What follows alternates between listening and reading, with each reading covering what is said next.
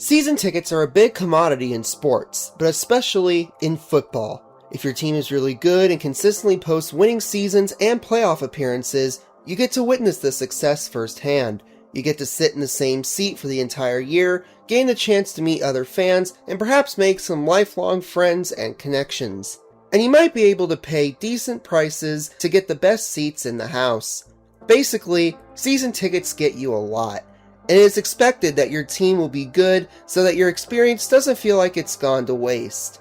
But even if there is some risk involved with season tickets because you don't know whether or not your team will be any good or not, it's nice to know that with them, you have control of where you sit and where you get to watch the team you sink or swim with each and every home game.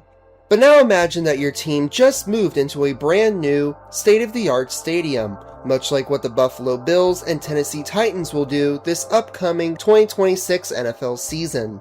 Even though the stadium is different and the layout may not be the same as the old one, the same perks still apply with season tickets. You get the same seat, and nothing out of the ordinary happens beyond that. At least, that's what it's supposed to be like. Because now, imagine being told that upon the opening of this new stadium, you won't get the same seats you have been accustomed to all season, or the entire time you have purchased season tickets from the team.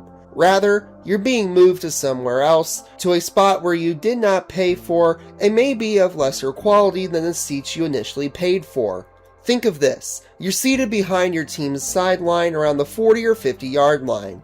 But now, because of the new stadium, you're being moved from that spot to behind the end zone, not even conceivably in the same zip code as to where you were before. What would you do in response to this? Would you go to the ticket office and attempt to talk things out? Would you just suck it up and take the new seats? Well, what if instead you took your team to court? Well, this kind of scenario played out nearly 40 years ago involving the Miami Dolphins. Because in 1987, as the team was moving into their new home, many fans were upset at the team for their change in season tickets. So much so that it eventually led to a lawsuit. This is how the Miami Dolphins were in legal trouble and how a mob of angry fans called to use their season tickets to take their team to court. Before we get into the lawsuit at hand, we need to learn how the Miami Dolphins were doing prior to 1987 and the reason why the team was moving into a new stadium in the first place. For nearly 2 decades, the Miami Dolphins have been the model of consistency in the NFL. Led by 17-year head coach Don Shula, the team had a winning record in all but one season, that being 1976, when they had a 6-8 record, and made the playoffs in 12 of 17 seasons. In that stretch, the team won back-to-back Super Bowls, including the undefeated 1972 season where they won Super Bowl VII, out of a total of 5. And for the past 4 years, the team had been led by this man, Dan Marino. Drafted in the first round of the 1983 NFL Draft, the former Pitt signal caller had quickly emerged as one of the most electrifying players in the league. In just 4 years, he was named AP NFL MVP, and in 1984, which was his second season in the league, he led his team to an appearance at Super Bowl 19, where they would lose to the San Francisco 49ers.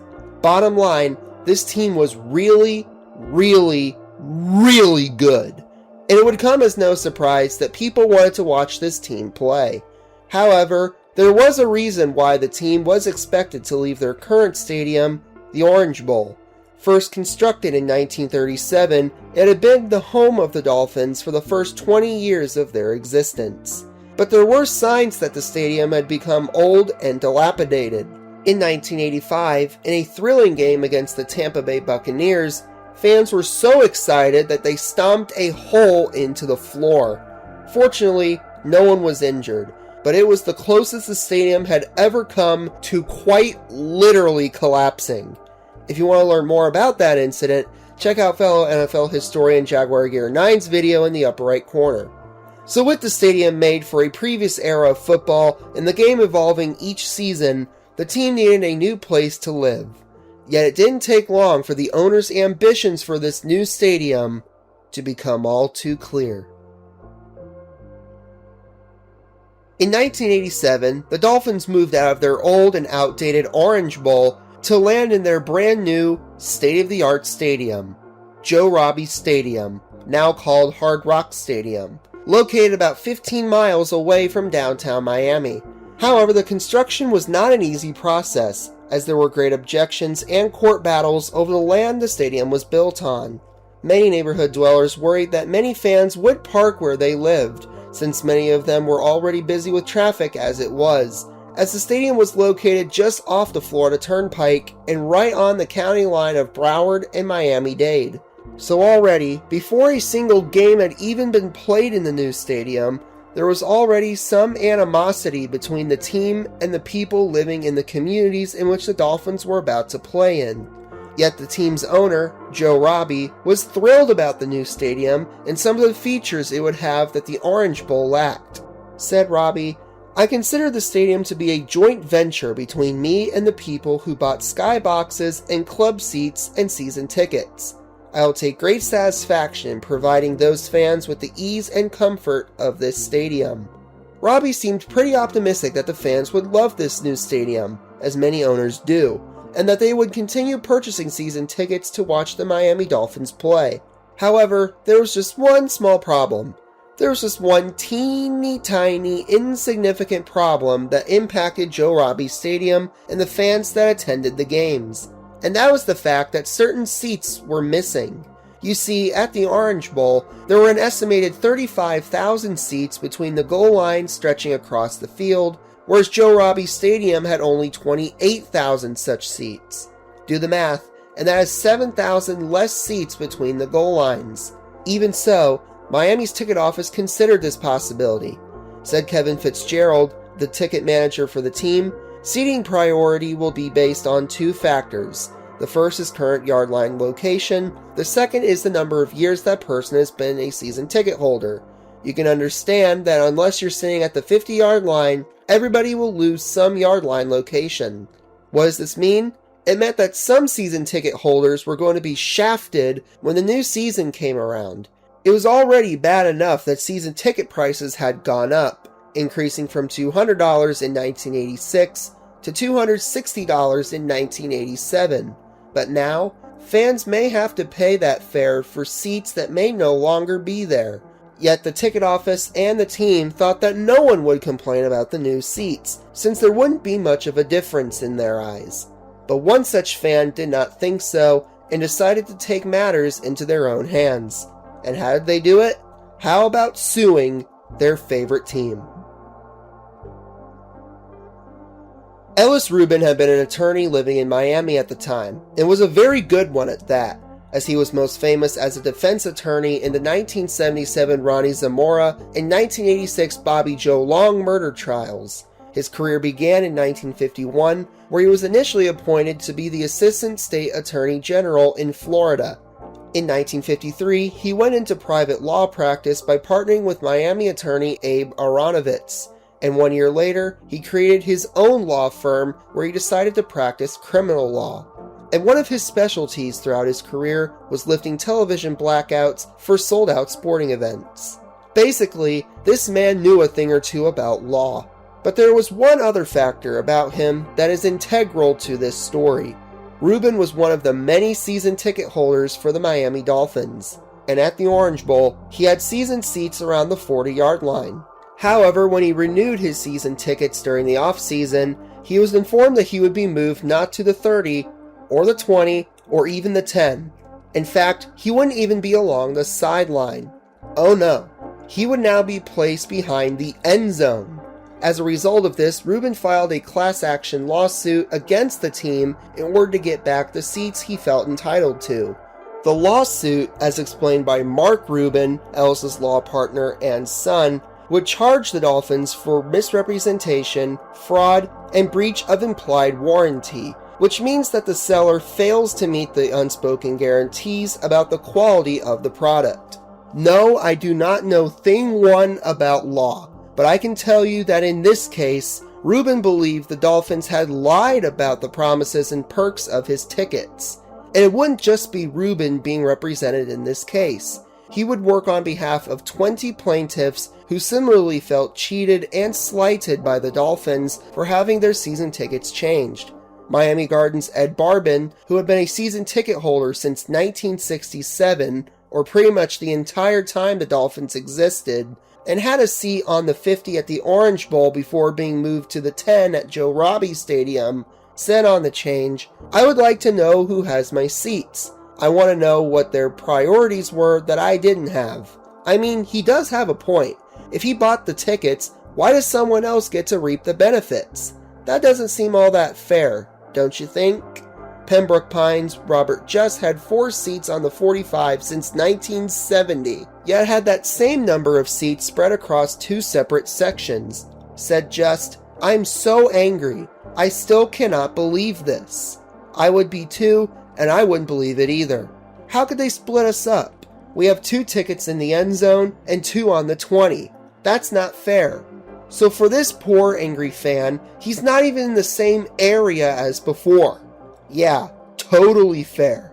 And Miami's Margie Palmer said on hearing of the case filed by Rubin, "We've been here for over 20 years, and Robbie does this to us. I have no reservations about signing up with Ellis and going to court. It'll be a doozy of a fight." You get the idea. Everyone was very upset with the Dolphins front office and the change in season tickets they knew for a fact they did not make or pay for. Yet Robbie, through this entire process, stood firm in his belief in the stadium, saying in response to all the complaints, "Any seat in the stadium is better than the best seats in the Orange Bowl. I also do not believe that the 50-yard line is the best seat in the house. You are 50 yards away from every touchdown." You have several angry fans upset at you because they got something they did not agree to nor ask to have changed. You have fans up in arms because they felt they've had their schedule and traditions changed. And all you're worried about are the seats at a new stadium? The sheer tone deafness of that statement. You could have come out and said, "We apologize for the inconvenience, and we will work with you to rectify this issue." Or, "This is only temporary, and you will return to your normal positions at some point during the season. Thank you for your understanding." But nope! You went for the option of, "The new seats are great, stop being so ungrateful." From what it sounded like, you didn't have a contingency plan in case someone asks about the changes in fan season tickets. And with your ticket manager literally coming out and saying some fans may be straight out of luck because of the new stadium design, it only makes things worse. You wanted people to get all excited about the new seats and everything the new stadium has to offer. But all would go well if you actually kept your promises and everyone knew what to expect when they bought tickets from you. The only way they'll be happy is if they actually got what they wanted. And you couldn't even do that right! Great job, Dolphins. Spectacular job at handling tickets. Because just about every fan would have wanted to cover up a Dolphins blowhole with the tickets they now deemed to be fixed. Now, I dug high and low, and I was unable to find out how the case played out and what verdict was reached. If anyone watching this happens to know what transpired, especially you, JG9, since you're the legal man in this community, let me know in the comments down below. But long story short, even with the season tickets, whether changed or the same, the team was not able to sell out every game, if any of them, as even though the stadium had a capacity of around 75,000 fans, the team averaged in the ballpark of 56,000 fans in 1987. And when you factor in the fact that the team had become more mediocre over the past couple of seasons, and that there was a strike in the middle of the season where replacement players took part in games at the beginning of the year, it was no surprise some of the seats were vacant throughout the year, and many games were blacked out in the local market. But you can probably imagine that this lawsuit lit a fire under the organization and taught them a valuable lesson about how not to treat fans when it came to season tickets for the rest of the 1980s. I should note that the attorney who brought this lawsuit forward is no longer with us today, as Ellis Rubin passed away at the age of 81 after a long battle with cancer in 2006. So if you're an NFL owner who just so happens to be watching this video, here's a quick word of advice. Don't change season tickets without the fans' knowledge. Even though times were different back then, do not move fans around because a stadium is new or that seats may not be similar to how they were in the previous venue. Have a plan and course of action to help settle any disputes with season tickets. Don't call out your fans by labeling them as entitled or ungrateful, and that they should just be happy with whatever they are given, even if it's not something they expected nor wanted. And of course, don't be all arrogant about your new stadium. It may be nice and very neat, but it's not like the new heaven and new earth or something. Obviously, the Dolphins could have used this advice so they wouldn't have had to show up to court and be humiliated as a team in the process. Because when it came to the 1987 Miami Dolphins and the way season tickets were handled before the season began, Joe Robbie nearly robbed his fans of great seats. Be sure to like this video down below and subscribe if you haven't done so already. If you enjoy in-depth football stories, analysis, and predictions, this channel is for you. If you have any suggestions on forgotten NFL stories you want me to cover in the future, leave them in the comments down below. Thank you for watching, and until we meet again, may the grace of our Lord Jesus Christ, the love of God, and the fellowship of His Holy Spirit be with you all.